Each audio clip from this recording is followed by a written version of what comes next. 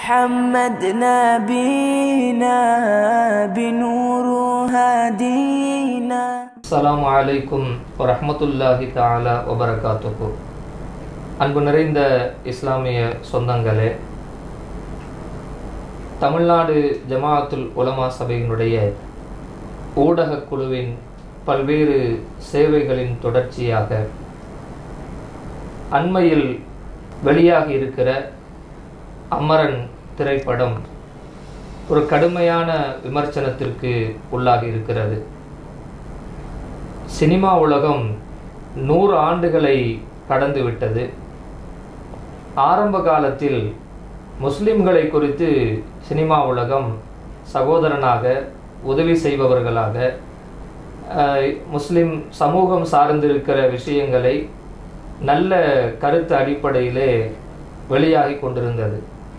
90களுக்கு மேலாக சினிமா உலகம் முஸ்லிம்களுக்கு எதிராக விமர்சனங்களை வைக்கக்கூடிய, இன்னும் சொல்வதானால் முஸ்லிம்களை தீவிரவாதிகளாக சித்தரிக்கக்கூடிய காட்சிகளை மையப்படுத்தி நிறைய சினிமாக்கள் வந்திருக்கிறது. அந்த வரிசையிலே சமீபத்தில் வெளியான அமரன் என்கிற ஒரு திரைப்படம் முஸ்லிம்களை, குறிப்பாக காஷ்மீர் மக்களுடைய போராட்டத்தை, காஷ்மீர் மக்களை கொச்சைப்படுத்தும் விதமாக எடுக்கப்பட்டிருக்கிறது. அதற்கு தமிழ்நாடு ஜமாஅத்துல் உலமா சபை ஒரு கண்டனத்தை வெளியிட்டிருக்கிறது. இன்னும் மேலதிக தகவல்களை தெரிந்து கொள்வதற்காக ஜமாஅத்துல் உலமா சபையினுடைய துணை பொதுச் செயலாளர் மரியாதைக்குரிய KM இல்யாஸ் ரியாசி ஹசரத் அவர்களிடத்திலே சில தகவல்களை தெரிந்து கொள்வதற்காக வேண்டி வந்திருக்கிறோம். ஹசரத் அவர்களை இந்த நிகழ்ச்சிக்கு வரவேற்கிறோம். அஸ்ஸலாமு அலைக்கும் வரஹ்மத்துல்லாஹி தஆலா வபரகாத்துஹு. வலைக்கும் ஸலாம் வரஹ்மத்துல்லாஹி வபரகாத்துஹு. சமீபத்தில் வந்த இந்த திரைப்படம் சம்பந்தமாக ஒரு நல்ல ஒரு கண்டன அறிக்கை ஜமாஅத்துல் உலமா சபை வெளியிட்டிருக்கிறது. நல்ல ஒரு தரமான கண்டன அறிக்கை, சொல்லப்பட வேண்டிய, கண்டிக்க வேண்டிய விதத்தில் அது கண்டிக்கப்பட்டிருக்கிறது. சமூகத்தில் ஒரு சின்ன சந்தேகம், இந்த படம் வெளியாகி இத்தனை நாள் கழித்து இப்படி ஒரு கண்டன அறிக்கை வருது, உடனே இது கொடுத்திருந்தா நல்லா இருக்குமே, ஏன் இவ்வளவு தாமதமாக ஜமாஅத்துல் உலமா அந்த அறிக்கையை வெளியிட்டிருக்கிறது இன்னும் ஒரு கேள்வி சமுதாயத்தில் இருக்கு. இது எப்படி பார்க்குறீங்க? முதலாவது, அமரன் திரைப்படம் கண்டிக்கத்தக்கது. சமூகத்தில் வெறுப்பின் விதைகளை தூவுகின்ற அம்சங்களை கதையாக கொண்டிருக்கிறது. ஆகையினால் அந்த அறிக்கையை நாம் வெளியிட்டோம். தமிழ்நாடு ஜமாஅத்துல் உலமா சபை வெளியிட்டது. காலதாமதம் ஏற்பட்டது என்பது உண்மைதான். அதற்கு காரணம் தமிழ்நாடு ஜமாஅத்துல் உலமா சபையினுடைய தலைவர், பொதுச் செயலாளர், பொருளாளர், துணைத் தலைவர்கள், துணைச் செயலாளர்கள், வழிகாட்டு குழுவை சார்ந்தவர்கள் எல்லோருமே அண்மையிலே நிலச்சரிவால் பாதிக்கப்பட்ட கேரளாவினுடைய வயநாட்டு பகுதியில் அங்கே பாதிக்கப்பட்ட மக்களுக்கு வீடு கட்டித்தரக்கூடிய பணிக்கு அடிக்கல் நாட்டக்கூடிய அந்த முக்கியமான வேலைக்கு சென்றிருந்தோம். ஆகையினால் உடனடியாக இதில் கவனம் செலுத்த இயலவில்லை. இரண்டாவது விஷயம், பொதுவாக திரைப்படத்துக்கும் நமக்கும் கொஞ்சம் இல்லை, கொஞ்சம் நல்லாவே தூரம். திரைப்படங்கள் பார்க்கின்ற பழக்கம் இல்லை. அது இப்படி ஒரு தகவல் வந்திருக்கிறது என்று சொல்லும்போது அந்த படத்தை பார்க்காமல் எப்படி நாம் ஒரு அறிக்கையை தருவது என்கின்ற ஒரு தயக்கம் இருந்தது. அதன் பிறகு படத்தை பார்ப்பதற்கான சூழல்களை சில சகோதரர்கள் ஏற்படுத்தி தந்தார்கள். அதன் பிறகு மற்ற விமர்சகர்கள் இது குறித்து என்ன சொல்லுகிறார்கள் என்பதையெல்லாம் நாம் தெரிந்து கொள்ள வேண்டியிருக்கு. ஏன்னா ஒரு திரைப்படத்தை பார்த்தாலே புரியக்கூடிய தன்மையை நமக்கு இல்லை, அது எப்படி எடுப்பாங்கங்கிறது நமக்கு தெரியல. ஸோ அதனால அந்த காலதாமதம் என்பது ஏற்பட்டது. மற்ற விஷயங்களுக்கெல்லாம் முந்திக்கொண்டு அரசியல் கட்சிகள் அறிக்கையை விடுவார்கள். நம்ம அரசியல் கட்சியும் கிடையாது. நம்ம ஒரு சோசியோ பொலிட்டிக்கல் மூமெண்ட்டு, அதாவது அரசியலில் கருத்து சொல்லுவோம், ஆனால் சமுதாய அமைப்பு. அது முஸ்லீம்களை மிக குறிப்பாக அவர்கள் மீது ஒரு தவறான எண்ணத்தை பொது சமூகத்திலே விதைக்கக்கூடிய கருத்துக்கள் அதில் இருப்பதை நாம் துல்லியமாக கண்டறிந்து சரியான கோணத்தில் நாம் அதை சொல்ல வேண்டும் என்பதற்காகத்தான் அந்த காலதாமதம் ஏற்பட்டது. இப்போ நமக்கும் சினிமாவுக்குமான தூரம் இருக்கு. சினிமா ஒரு வகையான கதைகள், கற்பனைகளை உள்ளடக்கி வச்சிருக்கு. நம்ம நிறைய கதைகள் வருது. இந்த மாதிரி சினிமாக்களை இது கதை தானே, கற்பனை தானே அப்படின்னு விடாம ஏன் இதை உலமா சபை கண்டிக்கிறது? அது ஒரு நல்ல கேள்வி. அதாவது பொழுதுபோக்கு அம்சங்கள்ல நம்ம அறிக்கையில அதுதான் சொல்லியிருக்கோம். பொழுதுபோக்கு அம்சங்கள்ல அதிகமாக மக்கள் மனதில் இடம் பிடிப்பது, அது உண்மைக்கு சமீபத்தில் கொண்டு போய் அந்த பொழுதுபோக்கை வைத்து பார்க்கக்கூடிய ஒரு தகுதியை மக்கள் சினிமாவுக்கு தான் கொடுத்திருக்கிறார்கள். அதனால்தான் திரைப்பட நடிகர்கள் இங்கே முதலமைச்சர்களாகவும் ஆகிறார்கள், அல்லது முதலமைச்சர்களாக ஆக வேண்டும் என்று நினைப்பவர்கள் திரைப்பட நடிகர்களாக தங்களுடைய பொது வாழ்க்கையை அமைத்துக் கொள்கிறார்கள் தொடக்கத்தை. எனவே மக்களுடைய சிந்தனையில் பெரும் செல்வாக்கு செலுத்துவதாக திரைப்படங்கள் இருக்கின்றன. ஆகையினால் அதை ஒரு பொழுதுபோக்கு என்ற அடிப்படையில் மட்டும் பார்க்க இயலாது. அது சிந்தனையில் செல்வாக்கு செலுத்துகின்ற காரணத்தினால் அதில் வரக்கூடிய கருத்துக்களின் மீதும் நாம் கொஞ்சம் கவனத்தை செலுத்தணும்னு நினைச்சோம். அதனால அந்த கண்டன அறிக்கையை கொடுத்துருக்கோம். கருத்து சுதந்திரம் அப்படிங்கிறது எல்லாருக்கும் உண்டு தானே. ஒருத்தர் ஒரு கருத்து சொல்றாங்க. இப்போ நம்ம இதை எதிர்க்கும் பொழுது கருத்து சுதந்திரத்துக்கு எதிராக இவர்கள் விமர்சிக்கிறார்கள்னு ஒரு அவப்பெயரை நம்ம மேல சுமத்துறதுக்கு வாய்ப்பு இருக்குல்ல? எதிர்ப்பதும் கருத்து சுதந்திரம் தான். அப்படி படம் எடுக்கிறதுக்கு அவங்களுக்கு கருத்து சுதந்திரம் இருக்கும்போது எதிர்ப்பதற்கான சுதந்திரமும் கருத்து சுதந்திரத்தின் கீழே தான் அது வரும். எனவே எதிர்ப்பதும் கருத்து சுதந்திரம் தான். அதை அதுக்கு மாற்று கருத்து அவங்க சொல்லக்கூடாது. எதிர்க்கிறதுக்கு முக்கியமான காரணம் அது மக்கள் மத்தியில் ஒரு குறிப்பிட்ட தேசிய இனத்தின் மீது தவறான பார்வையை அந்த படம் விதைக்கிறது. பார்த்தாலே தெரியும். காஷ்மீரிகள் என்பவர்கள் ஒரு தேசிய இனம். அவங்கள முஸ்லிம்களா பார்க்கக்கூடாது. எப்படி தமிழர்கள் ஒரு தேசிய இனமோ, கன்னடர்கள் ஒரு தேசிய இனமோ, தெலுங்கர்கள் ஒரு தேசிய இனமோ, இதை மாதிரி காஷ்மீர்களும் ஒரு தேசிய இனம். அந்த தேசிய இனத்துக்கு ரைட்ஸ் இருக்கு. இந்தியாவில் வாழ்றதுக்கான உரிமைகள் கொடுக்கப்பட்டிருக்கு. அந்த உரிமைகள் பறிக்கப்படுகின்ற போது எப்படி தமிழர்கள் போராடுவாங்களோ, கன்னடர்கள் போராடுவாங்களோ, அதே மாதிரி அவங்களும் போராடுவாங்க. எனவே போராட்டத்தை, உரிமையை பெறுவதற்கான ஒரு பாதை என்றுதான் பார்க்கணுமே தவிர அதை ஒரு வன்முறையாக காட்டுவது, அதை ஒரு தீவிரவாதமாக அதற்கு முத்திரை குத்துவது, இதெல்லாம் ஒரு ஜனநாயகத்தை நம்புகின்ற ஒரு நாட்டில் ஏற்க முடியாத ஒரு செயல். இந்த தேசிய இனம் இன்றைக்கு குறிவைத்து தாக்கப்படுகிறது என்றால் நாளைக்கு இன்னொரு தேசிய இனம் தாக்கப்படும். அதனால ஒரு தேசிய இனத்துக்கு எதிராக ஏவப்படுகின்ற அம்புகளை நாம் அதை தட்டி கேட்க வேண்டிய கடமை ஒரு இந்தியன் என்ற அடிப்படையில் உண்டு. சோசியோ பொலிட்டிக்கல் மூவ்மெண்ட் யாரெல்லாம் நடத்துகிறாங்களோ அவங்களுக்கெல்லாம் அந்த கடமை இருக்குது. அந்த கடமையின் அடிப்படையில் தான் நம்ம அதை கண்டிச்சிருக்கோம். ஈழத்தமிழர்களின் போராட்டத்துக்கும் காஷ்மீருடைய போராட்டத்துக்கும் என்ன வித்தியாசம்? ஏன்னா ஒரு பக்கம் ஈழத்தமிழர்களை போராளிகள்ங்கிறாங்க, காஷ்மீர்களை தீவிரவாதிகளாக சித்தரிக்கிறாங்க. இல்லை, ஈழத்தமிழர்களையுமே இவங்க போராளிகள்னு மட்டும் இவங்க சொல்லலை. அந்த போராட்ட சில பேர் தீவிரவாதிகள்னு அவங்கள குறிப்பிடுறாங்க. எந்த தேசிய இனமும் அது தனக்கான உரிமையோடு வாழ்வதற்கு அதுக்குள்ள உரிமையை அந்தந்த நாட்டினுடைய அரசியலமைப்பு சட்டம் கொடுத்துருக்கு. அந்த உரிமைகளை வழிமறிப்பது தான் அரசியலமைப்பு சட்டத்துக்கு எதிரானதை தவிர அந்த உரிமை வேணும்னு கேட்டு போராடுறவங்களை நம்ம தீவிரவாதிகள்னு சொல்றது அல்லது பயங்கரவாதிகள்னு சொல்றது எந்த அடிப்படையிலையும் நம்ம ஏற்றுக்க முடியாது. கிட்டத்தட்ட இரண்டு போராளி குழுக்களுமே உரிமைகளுக்காக போராடக்கூடியவங்க தான் நம்ம அவங்கள பார்க்கணும். அது எல்லை, அந்த போராட்டத்தினுடைய எல்லை மீறி அவங்க ஒரு நாட்டினுடைய தலைவரை கொலை செய்வது அல்லது பொதுமக்கள் வாழுகின்ற பகுதிகளில் போய் பொதுமக்களை துன்புறுத்துவது என்று போகிற போது அந்த செயல்களை கண்டிக்கணுமே தவிர அந்த போராட்டத்தையே கண்டிப்பது என்பது நியாயம் அல்ல. அது ஏற்க முடியாது. காஷ்மீரிகள் இப்படி உண்மையாகவே தீவிரவாதிகளாக இருக்கிறார்களா, இல்லை இருந்திருக்கிறார்களா? இல்லை, பொதுவாக நம்ம எடுத்தெடுப்பிலே அவங்க துப்பாக்கியை தூக்கிட்டாங்கன்ற மாதிரி நம்ம அதை பார்க்கக்கூடாது. ஆரம்பத்தில் 1947 சுதந்திரம் கிடைக்கும் போது எல்லா சமஸ்தானங்களும் இந்தியாவோட இணையணும் அப்படின்னு விரும்பினவங்களும் உண்டு, விரும்பாதவங்களும் உண்டு. விரும்பாத சமஸ்தானங்கள்னு எடுத்துக்கிட்டால் ஹைதராபாத் சமஸ்தானம் இந்தியாவோட இணைகிறத விரும்பலை, அவங்க பாகிஸ்தானோட போகிறத தான் விரும்பினாங்க. அது மாதிரி காஷ்மீர் சமஸ்தானமும் இந்தியாவோட இணைகிறத அவங்க வந்து விரும்பலை. சொல்லப்போனால் காஷ்மீருடைய லெஜிஸ்லேட்டிவ் அசம்பிளியில், அதாவது சட்டசபையில் வந்து பாகிஸ்தானோட சேரணும்னு தீர்மானம் போடுறாங்க. அதுக்கு அவங்க சொல்லக்கூடிய காரணங்கள் நியாயமானது.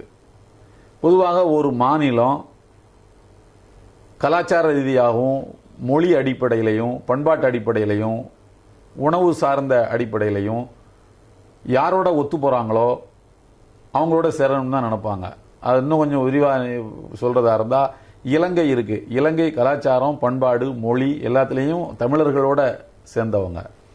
ஸோ அவங்க தமிழர்களோட இருக்கிறது அவங்களுக்கு நல்லதுன்னு அவங்க முடிவெடுப்பாங்க. இதே மாதிரி வந்து காஷ்மீர் சட்டசபையில், நான் சொல்கிறது ஏதோ தீவிரவாத குழுன்னு இவங்க சொல்கிறாங்க பாருங்கள், அந்த மாதிரி குழுக்களுடைய தீர்மானத்தை நான் சொல்லலை. காஷ்மீருடைய அந்த சட்டசபையில் போட்ட தீர்மானம் என்னென்னா, நாம் வந்து பாகிஸ்தானோட இணையணும், இந்தியாவோட சேரக்கூடாது அப்படின்றது தான். ஆனால் காஷ்மீர் மன்னர் வந்து ஹரிசிங் வந்து அதுக்கு உடன்படலை. அவர் என்ன நினைக்கிறாருன்னா, நாம் வந்து தனியாகவே இருந்துருவோம், இந்தியாவோடையும் போக வேண்டாம், பாகிஸ்தானோடையும் போக வேண்டாம் அப்படின்னு அவர் நினைக்கிறாரு. அப்போ வந்து காஷ்மீருடைய பிரதமர் அல்லது முதலமைச்சர் எப்படி வேணாலும் வச்சுக்கிடுங்க, மக்களால் தேர்ந்தெடுக்கப்பட்டவர் மெஹர்சந்துன்னு, அவர் சொல்கிறாரு, இல்லை நம்ம தனியாக இருக்கிறதுல நிறைய சிக்கல் இருக்குது.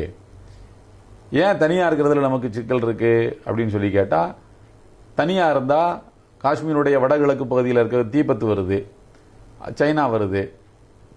அதே மாதிரி வந்து பார்த்தீங்கன்னா சைனாவுடைய பார்டர் அதில் வந்து முக்கியமாக வருது. வடக்கு பகுதிகளில் சைனா அதை நம்ம தாக்கலாம், ரஷ்யா நம்மளை தாக்கலாம்.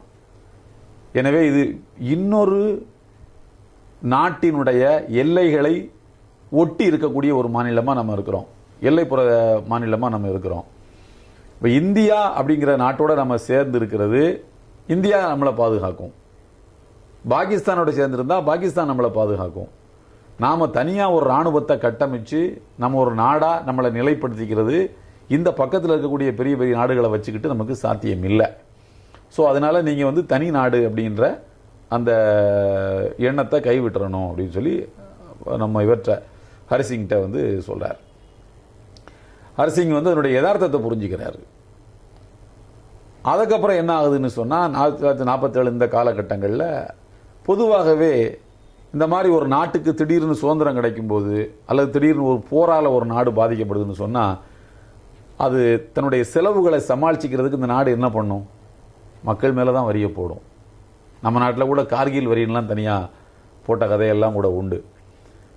அதே மாதிரி வந்து 2ஆம் உலக போரில் வந்து இவ்வளோ வளங்கொழிக்கக்கூடிய ஒரு நாடு பிரிட்டனு, அவங்களே வந்து எக்கச்சக்கமாக வரி போட்டாங்க, மக்களுடைய முதுகெலும்புகளை முறிக்கக்கூடிய அளவுக்கு வரிகளை போட்டாங்க. இப்போ கூட நம்ம நாட்டில் போடக்கூடிய வரிகளை எல்லாம் நம்ம தொழிலதிபர்கள்லாம் என்ன சொல்கிறாங்க அப்படின்னு சொன்னால், நிதியமைச்சருடைய முகத்துக்கு நேராகவே சொல்கிறாங்க, நீங்கள் நிறைய வரி போடுறீங்க, நாங்கள் லாபம் சம்பாதிக்கும் போது நீங்கள் என்ன பண்ணுறீங்கன்னா, அரசு வந்து எங்களோட ஒரு பார்ட்னர், தொழில் பார்ட்னர் மாதிரி லாபத்தில் ஒரு பகுதியை வரிங்கிற பேரில் எடுத்துகிட்டு போயிடுறீங்க, நஷ்டப்படும் போது ஏன் அந்த நஷ்டத்தை எடுக்க மாட்டீங்கன்னு கேலியாவெல்லாம் கேட்டாங்க. ஸோ இதே மாதிரி மன்னர் ஹரிசிங் வந்து எக்கச்சக்கமாக வரிகளை போடுறாரு. தன்னை நிலப்படுத்திக்கணும். அவர் எவ்வளோ இந்த மக்களால் தர முடியும், எவ்வளோ நமக்கு வருமானம்னு தெரிஞ்சால் தான் நாட்டை ஸ்டாண்ட் பண்ணி நிற்க முடியும்.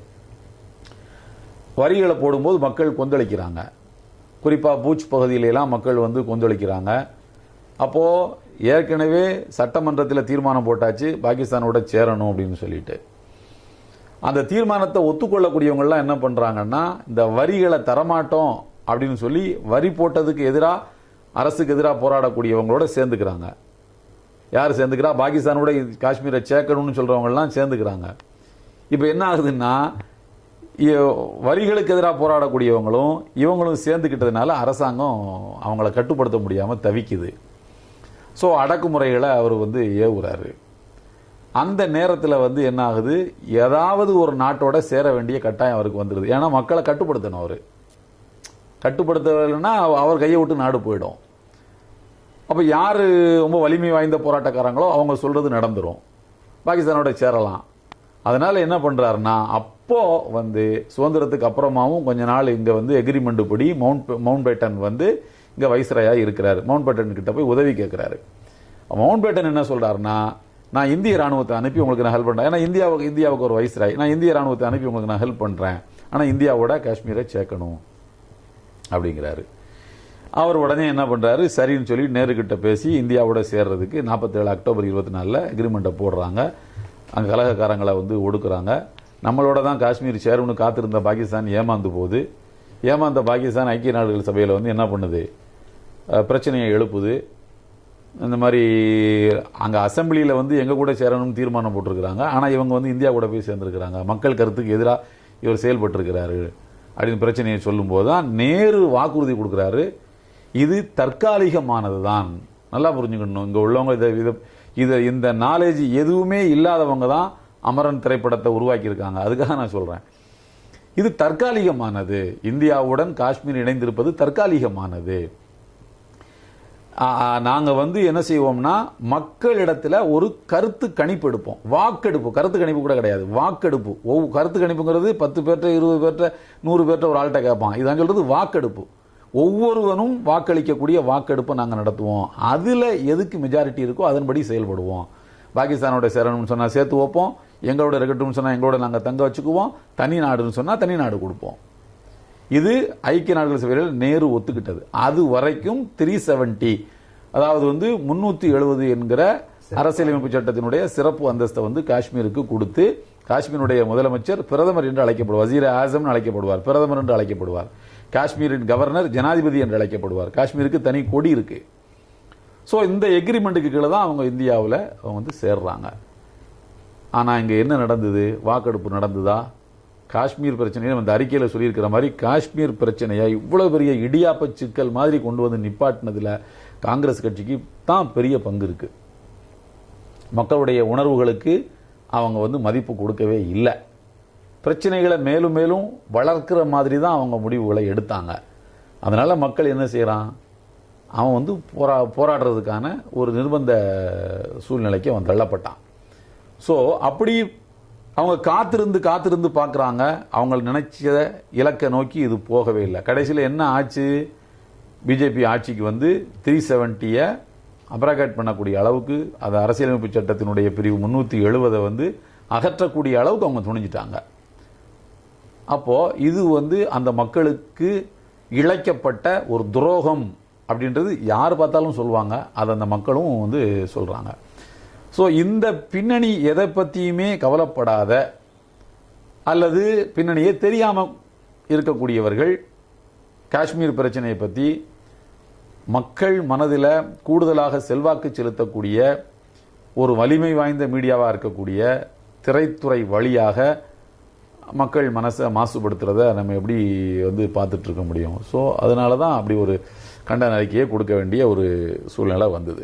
இந்திய ராணுவம் அப்படிங்கிறது ஒரு மதச்சார்பற்ற இது. ராணுவத்தில் முஸ்லிம்ஸ் இருப்பாங்க, கிறிஸ்டியன்ஸ் இருக்கிறாங்க, இந்துக்கள் இருக்கிறாங்க, எல்லா சமயங்களும் எல்லா மதங்களும் உள்ளவங்களை உள்ளடக்கி இருக்கிறது தான் ஒரு இந்திய ராணுவம் அப்படிங்கிறது. ஆனால் இந்த படத்தில் வந்து இந்திய ராணுவத்தில் உள்ள ஒரு அதிகாரி வந்து ஜெய் பஜ்ரங் பலி அப்படின்னு சொல்லி கோஷம் போட்டு அவர் போற மாதிரி ஒரு காட்சியை உருவாக்குறாங்களே, இது அந்த ஒரு சார்பு நிலைக்கு அவங்களை ராணுவத்தை கொண்டு போய் காட்டுறாங்களா, இல்ல ராணுவத்தில் அப்படி இருக்குதா? ராணுவத்தில் பொதுவாக வந்து பல ரெஜிமெண்ட்ஸ் இருக்கும், பல ரெஜிமெண்ட்ஸ் வந்து இருக்கும். ஒவ்வொரு ரெஜிமெண்ட்ஸும் ஒவ்வொரு விதமான கோஷங்களை போடுவாங்க. ஆனால் ஜெய் பஜ்ரங் பலி அப்படின்னு சொல்லி ராணுவத்தில் கோஷம் போடுறாங்களா இல்லையாங்கிறது நமக்கு தெரியல. பட் ஆனால் ஜெய் பஜ்ரங் பலின்னு கோஷம் போடுற மாதிரி இவங்க காட்டுறது ராணுவத்து மேல மக்களுக்கு இருக்கக்கூடிய நம்பிக்கையை சிதைக்கும்.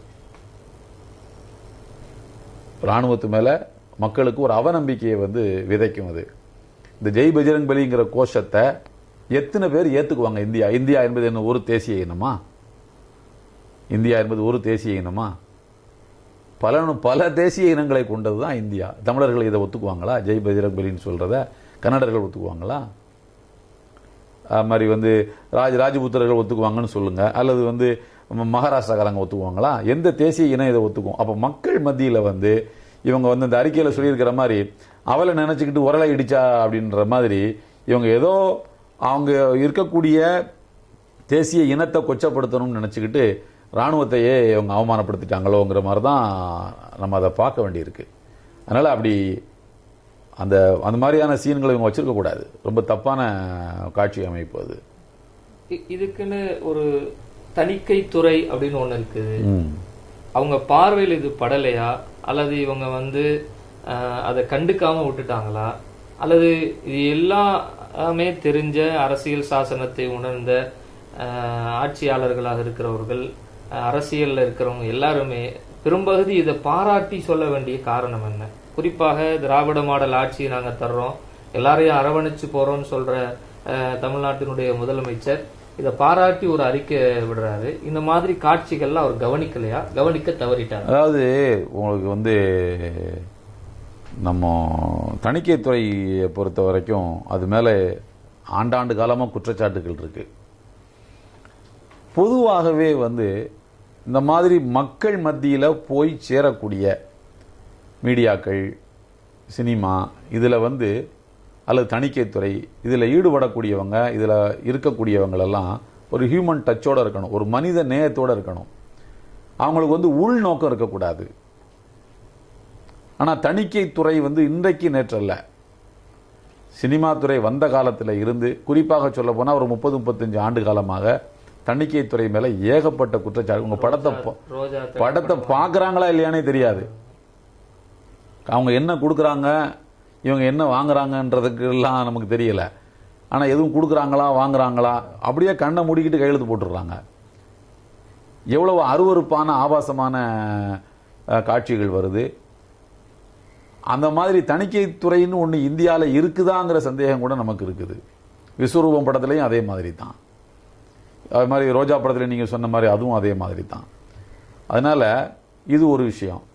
ரெண்டாவது வந்து எல்லா அரசியல் கட்சிகளும் இதை வந்து பாராட்டுறாங்க. அரசியல் கட்சிகளுக்கு சமூகத்தின் மீது இருக்கக்கூடிய அக்கறையை விட சமூக அமைப்புகளுக்கு தான் அக்கறை அதிகம் இருக்கும். அரசியல் லாப நஷ்ட கணக்குகளை பார்க்காம, தேர்தல்களை பற்றி கவலைப்படாமல், சமூக சீர்திருத்தம் ஒன்றே இலக்காக கொண்டு இயங்குகின்ற நம்மள மாதிரியான சமுதாய அமைப்புகளுக்கு தான் அக்கறை அதிகமாக இருக்கும். அரசியல் கட்சிகள் என்றைக்குமே லாப நஷ்ட கணக்குகளை தான் பார்க்கக்கூடியவங்க. முதலமைச்சர் அவர்கள் இந்த படத்தை பார்த்துட்டு கண்ணீர் சிந்தியது இயல்பிலே நாம் அறிந்த வரையில் முதலமைச்சரை பொறுத்த வரைக்கும் ரொம்ப ஒரு இளகிய மனதுக்காரர்.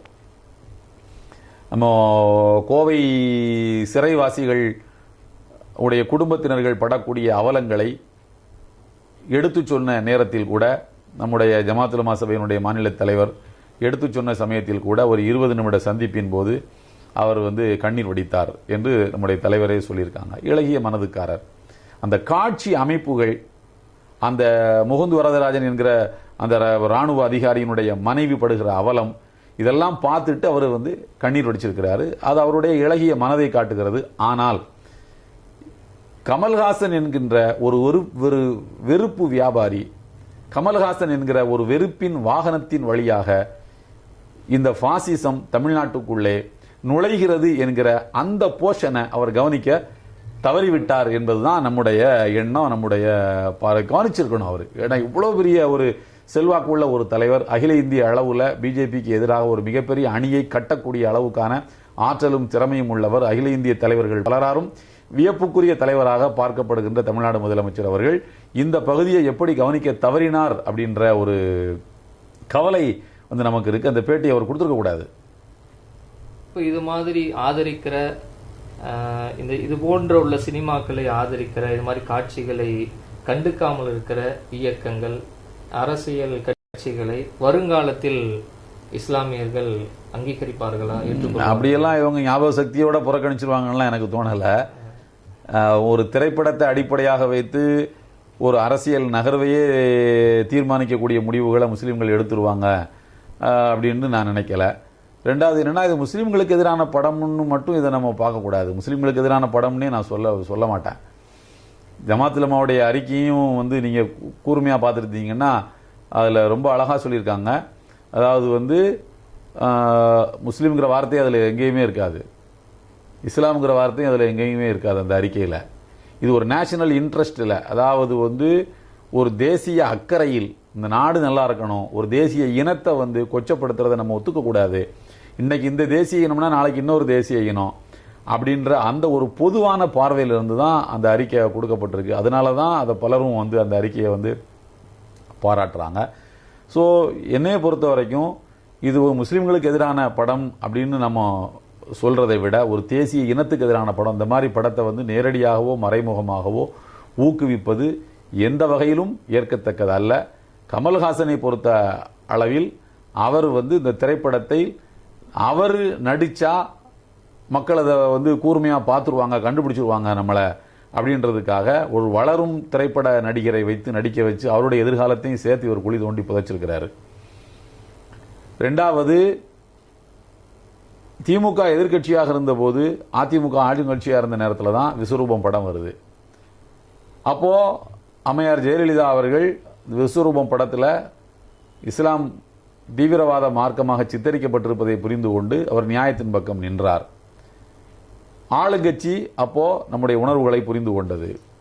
அதே மாதிரி இந்த ஆளுங்கட்சியில எதிர்கால அரசியல்வானின் வெடிவெள்ளியாக யாரை திமுக முற்படுத்துகிறதோ அவரை வச்சு இந்த படத்தை வெளியிட வைக்கணும். அதன் மூலமாக என்ன செய்யணும்னா முஸ்லீம்களை நாம வந்து பழி வாங்கிடணும்.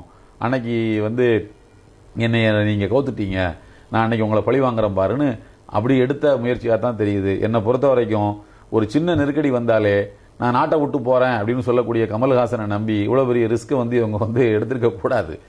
அதான் நான் சொல்ல வர்றது. உங்களுக்கு ஒரு சின்ன பிரச்சனை வரும்போது ரஜினிகாந்தை சந்திச்சு இதுக்கான விளக்கத்தை கொடுத்த ஜமாத்துல் உலமா ஏன் கமலஹாசனை சந்திச்சு இது நீங்க செய்த தவறுன்னு சுட்டி காட்டக்கூடாது? யாருக்கும் நம்மளை பொறுத்த வரைக்கும் ஜமாத்துல் உலமா பொறுத்த வரைக்கும் யாருக்கும் பகையும் இல்லை, யாருக்கும் எதிரியும் இல்லை. சமுதாயத்தினுடைய செல்ல பிள்ளைகள் நாங்கள். ஜமாத்துல் உலமா சபை வந்து சமுதாயத்தினுடைய செல்ல பிள்ளை, மரியாதைக்குரிய செல்ல பிள்ளை. அது ரஜினிகாந்தை நம்ம சந்திக்கணும் அப்படின்னு நம்ம முடிவெடுத்ததுக்கு காரணம் அவர் இதே மாதிரி ஒரு போராட்டத்தை வந்து அவரை யாரோ அவருக்கு தப்பாக சொல்லியிருக்காங்க. அப்போது அவர் அரசியலுக்கு வரக்கூடிய மனநிலையிலும் அவர் இருந்தார்.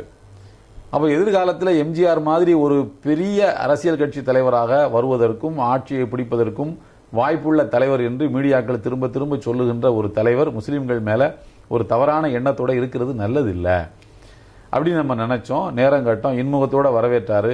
கிட்டத்தட்ட 1 மணி நேரம் 20 நிமிஷம் வந்து பேசினார். நம்முடைய கருத்துக்களை அவருடைய சிந்தனைகளை அவர் வந்து மாற்றிக்கொண்டார். அது மாதிரி வந்து விஸ்வரூபம் படம் சமயத்தில் வந்த நேரத்தில் கமலஹாசனையும் இஸ்லாமிய இயக்கங்கள் சந்தித்தார்கள். அவரும் தன்னுடைய நீங்கள் சொல்லக்கூடிய காட்சிகளை நான் எடுத்துடுறேன் அப்படின்னு தான் சொன்னார். ஆனால் அவருக்குள்ள இவ்வளவு பெரிய ஒரு வன்மம் இருந்திருக்கும் அப்படின்னு நம்ம கற்பனை பண்ணவே இல்லை. இவ்வளவு வன்மத்தோடு அவர் இருந்திருப்பாருன்னு நம்ம வந்து நினைக்கல. கமல்ஹாசனை பொறுத்த வரைக்கும் பெரிய படிப்பாளி, வாசிக்கக்கூடிய திறன் உள்ளவர். எந்த புத்தகத்தை கொடுத்தாலும் இரவோடு இரவாக வாசிச்சுட்டு காலையில் கருத்து சொல்லக்கூடிய அளவுக்கான வாசிப்பு திறன் மிக்கவர் தான். ஏன் அவர் இந்த மாதிரியான மனநிலைக்கு ஆளானார்? ஏன் பாசிஸ்டுகளுடைய சிந்தனையை உள்வாங்கி கொண்டு அதை திரைப்படமாக எடுக்கக்கூடிய மனநிலைக்கு வந்தாருங்கிறது தெரியல. தேவைப்பட்டால் நிர்வாக குழுவில் பேசி நிர்வாக குழு அதை சந்திக்கணும்னு முடிவெடுத்தால் சந்திக்கலாம். அதில் ஒன்றும் இது இல்லை.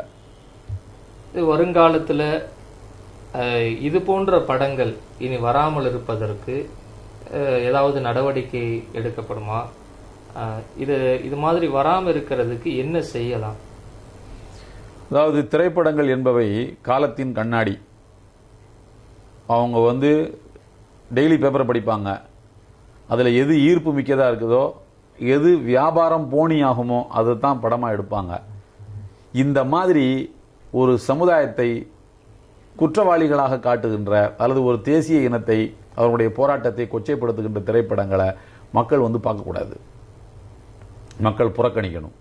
புறக்கணித்தால் போனியாகாத எந்த வியாபாரத்தையும் செய்வதற்கு திரைப்படத்துறை மாதிரியான கோடிக்கணக்கில் முதலீடு போட்டு பிசினஸ் பண்ணுறவங்க அந்த பக்கம் தலை வச்சே படுக்க மாட்டாங்க. ஓடுற குதிரை மேலே தான் யாருமே பணம் கட்டுவாங்க, நொண்டி குதிரை மேலே பணம் கட்ட மாட்டாங்க. ஸோ நான் என்ன சொல்கிறேன், ஒரு இராணுவ அதிகாரியை நீங்கள் வந்து அவருடைய தியாகத்தை மதித்து போற்றுகின்ற திரைப்படங்களை எடுங்க. மக்களுக்கு வந்து நீங்கள் வந்து அது மாதிரியான தியாகம் செய்ய வேண்டும் என்ற உணர்வை ஏற்ற வேண்டும் என்பதற்காக, தப்பு இல்லை. ஆனால் இது மாதிரியான ஒரு தேசிய இனத்தை குற்றப்படுத்தி காட்டக்கூடிய திரைப்படங்களை மக்கள் புறக்கணிக்கணும். மக்கள் புறக்கணிக்கணும்னா என்ன செய்யணும்? நம்மள மாதிரி சமுதாய அமைப்புகள் தான் அந்த உணர்வை மக்களிடத்துல நம்ம ஏற்படுத்தணும். ஸோ அப்படி ஏற்படுத்தக்கூடிய முயற்சியின் ஒரு பகுதியாகத்தான் இந்த மாதிரியான அறிக்கைகளையும் இந்த மாதிரியான கண்டன கருத்துக்களையும் நம்ம பார்க்க வேண்டி இருக்குது. அல்ஹம்துலில்லாஹ். இந்த திரைப்படம் குறித்திருக்கிற தெளிவான பார்வை, அதோடு சேர்ந்து காஷ்மீரினுடைய யதார்த்த நிலை, இது எல்லாத்தையும் மிக தெளிவாக பகிர்ந்து கொண்டீர்கள். ஜமாத்துல் உலமா சபையினுடைய ஊடக குழுவின் சார்பாக நன்றிகளை தெரிவித்துக் கொள்கிறோம். ஜஸாக்கும் அல்லாஹு கைர். அல்ஹம்துலில்லாஹ். அஸ்ஸலாமு அலைக்கும் வரஹ்மத்துல்லாஹி தஆலா வ பரகாத்துஹு. வலைக்கும் சலாம். இது மாதிரியான ஒரு சரியான நேரத்தில் மக்களுக்கு யதார்த்தத்தை தெரிவிக்கக்கூடிய ஒரு பேட்டியை எடுப்பதற்கு முன்வந்த ஊடக குழுக்கும் என்னுடைய நன்றினை தெரிவித்துக் கொள்கிறேன். அஸ்ஸலாமு அலைக்கும் வரஹ்மத்துல்லாஹ். محمد نبينا بنور هادي